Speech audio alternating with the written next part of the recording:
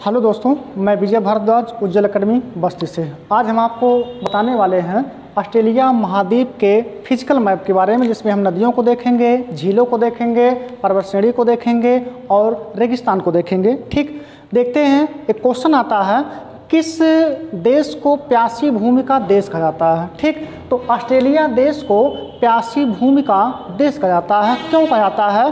क्योंकि ऑस्ट्रेलिया में अधिकांशतः क्षेत्रों पर रेगिस्तान बिखरे हुए हैं और रेगिस्तान बिखरे होने के कारण यहाँ पर वर्षा बहुत ही कम होता है और वर्षा बहुत कम होने के कारण पानी की कमी होती है, इसलिए इसे प्यासी भूमि का देश कहते हैं। देखते हैं कौन कौन सा रेगिस्तान बिखरा हुआ है क्रम से। ठीक, तो ये कुछ ऑस्ट्रेलिया देश का पश्चिमी ऑस्ट्रेलिया प्रदेश है। इसमें 3 रेगिस्तान क्रम से बिखरे हुए हैं। सबसे उत्तरी रेगिस्तान का नाम है great sandy dessert.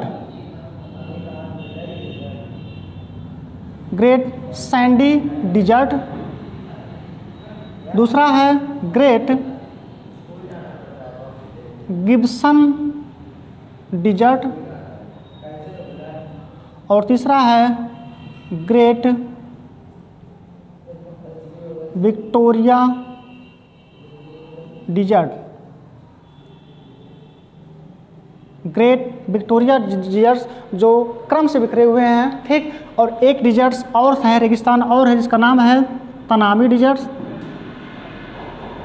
Tanami dessert. और एक अन्य रेगिस्तान और भी है जिसका नाम है सिम्पसन डिजर्ट। Simpson dessert. ठीक, तो 5 रेगिस्तान बिखरे हुए हैं ऑस्ट्रेलिया में। एक का नाम है सैंडी डिजर्ट, दूसरे का नाम है गिब्सन डिजर्ट, तीसरे का नाम है विक्टोरिया डिजर्ट और एक तनामी डिजर्ट और लास्ट का है सिम्पसन डिजर्ट।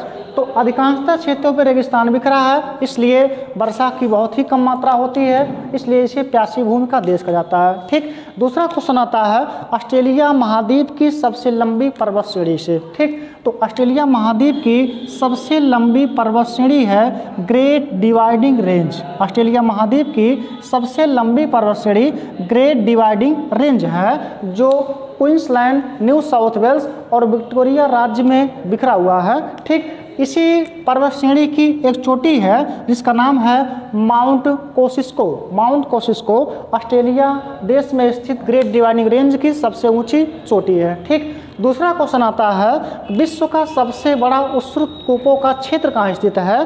तो ऑस्ट्रेलिया देश में विश्व का सबसे बड़ा उष्ण कूपों का क्षेत्र स्थित है, जिसको कहा जाता है ग्रेट आर्टिजियन बेसिन। उष्ण कूप की हिंदी होती है पाताल तोड़ कुआं। क्या होता है पाताल तोड़ कुआं? तो ऐसी भूमि जहाँ एक बार खुदाई कर देने से हमेशा पानी निकलता रहे, उसको कहते हैं पाताल तोड़ कुआं, जैसे कि नल से निकलता है। ठीक, उसको कहते हैं पाताल तोड़ कुआं। भारत में केवल एक राज्य उत्तराखंड में पाताल तोड़ कुएं पाए जाते हैं। ठीक, दूसरा क्वेश्चन आता है ऑस्ट्रेलिया महाद्वीप की सबसे बड़ी झील कौन सी है? तो एक झील ऑस्ट्रेलिया देश के दक्षिणी ऑस्ट्रेलिया राज्य में स्थित है, जिसका नाम है लेक आयर झील। लेक आयर झील ऑस्ट्रेलिया की सबसे बड़ी खारे पानी की झील है, जो समुद्र तल से 16 मीटर नीचे स्थित है, नीचे है, इसलिए ऑस्ट्रेलिया के इस झील को ऑस्ट्रेलिया का मृत हृदय कहा जाता है। ठीक, दूसरा क्वेश्चन आता है ऑस्ट्रेलिया देश की नदियों से। तो ऑस्ट्रेलिया में 2 नदियाँ इंपॉर्टेंट हैं, एक का नाम है मर्रे नदी और दूसरे का नाम है डार्लिंग नदी। ठीक, तो डार्लिंग नदी का उद्गम होता है ग्रेट डिवाइडिंग रेंज से और मर्रे इसी की सहायक नदी है जिसका उद्गम होता है ग्रेट डिवाइडिंग रेंज से। ठीक, तो ये है मर्रे नदी और ये एक नदी है जिसका नाम है डार्लिंग। ये नदी है डार्लिंग। ठीक, तो ऑस्ट्रेलिया देश की सबसे लंबी नदी है डार्लिंग नदी, जो इस महाद्वीप की सबसे लंबी नदी है। दोनों नदियाँ अपने जल को सम्मिलित रूप से गिराती हैं इनकाउंटर की खाड़ी में, यानी कि इन दोनों नदियों का जल हिंद महासागर से बना हुआ एक खाड़ी है जिसका नाम है इनकाउंटर की खाड़ी, और अपने जल को ये गिराती हैं इनकाउंटर की खाड़ी में। ठीक, दूसरा क्वेश्चन आता है कि ऑस्ट्रेलिया देश में कौन सा पठार स्थित है? तो एक पठार है जिसका नाम है कि मरले का पठार, जो ज्वालामुखी निर्मित पठार है। तो ऑस्ट्रेलिया देश में एक पठार है जिसका नाम है कि मरले का पठार, जो ज्वालामुखी निर्मित पठार है। दूसरा क्वेश्चन आता है, ऑस्ट्रेलिया से होकर मकर रेखा गुजरी है और यहीं ऑस्ट्रेलिया में एक नदी है जो मकर रेखा को 3 बार काटती है। यानी ऑस्ट्रेलिया देश में एक नदी है जो मकर रेखा को 3 बार काटी है। इस नदी का नाम है फिट्जराय नदी। फिट्जराय नदी मकर रेखा को 3 बार काटती हैं।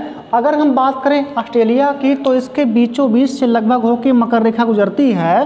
तो मकर रेखा के उत्तर में जो क्षेत्र स्थित है ऑस्ट्रेलिया का, यह आता है उष्णकटिबंध में, और मकर रेखा के दक्षिण में जो क्षेत्र स्थित है यह आता है शीतोष्ण कटिबंध में। ठीक यहीं पर एक घास का मैदान है ऑस्ट्रेलिया में जिसका नाम है डाउन्स घास का मैदान, और यह घास का मैदान ऑस्ट्रेलिया का स्थित किस क्षेत्र में है, तो शीतोष्ण कटिबंध में स्थित है। यानी कि ऑस्ट्रेलिया में स्थित डाउन्स घास का मैदान शीतोष्ण कटिबंधी घास का मैदान है। और एक घास का मैदान स्थित है न्यूजीलैंड में, इसका नाम है कैंटबरी घास का मैदान, और यह भी मकर रेखा के दक्षिण में है, इसलिए इसको भी हम कहेंगे शीतोष्ण कटिबंधी घास का मैदान। ठीक, इसको कहेंगे शीतोष्ण कटिबंधी घास का मैदान।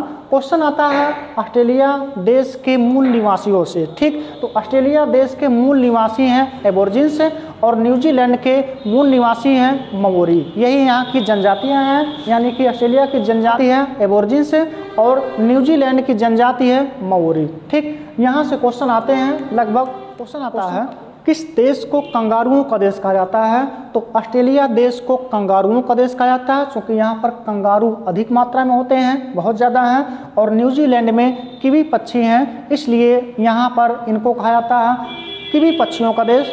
दोस्तों एक क्वेश्चन आता है प्रवाल भित्ति से।